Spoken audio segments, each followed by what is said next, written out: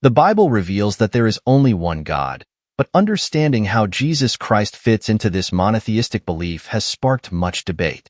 Paul, in his letters, addresses this very issue, affirming both the Father and Jesus as part of the divine identity, without contradicting the Jewish belief in one God. In 1 Corinthians 8 verse 6, Paul writes, "For us, there is one God, the Father, from whom all things came and for whom we live. And there is but one Lord, Jesus Christ, through whom all things came and through whom we live." Here, Paul is not saying that Jesus isn't God, but highlighting a distinction in roles within the divine nature. The Father is the source of creation, and Jesus is the means through which creation came into being. This doesn't diminish Christ's divinity. Rather, it affirms it. Paul's wording echoes the Shema, the central Jewish confession of faith from Deuteronomy 6 verse 4, which says, "Hear, O Israel, the Lord our God, the Lord is one." By applying the title Lord to Jesus, Paul is identifying Christ with Yahweh, the God of Israel.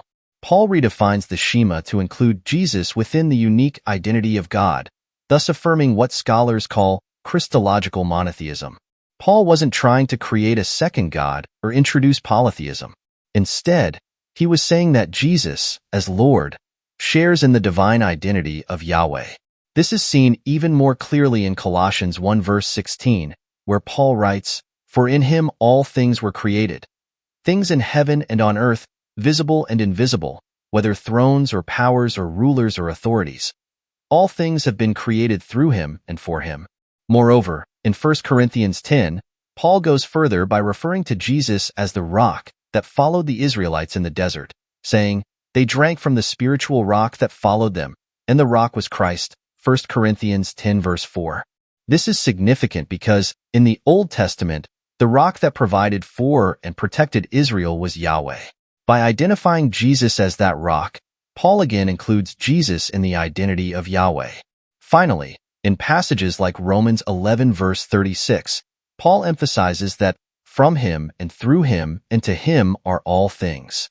This statement, commonly used to refer to God, is divided between God the Father and Christ in 1 Corinthians 8 verse 6, affirming the equal divinity of both. Paul's message is clear. Both the Father and the Son are fully divine, existing within the one God of Israel. By distinguishing between the Father and Jesus while affirming their shared divine essence, Paul affirms the Christian understanding of one God in three persons. As Jesus himself said, "I and the Father are one." John 10 verse 30.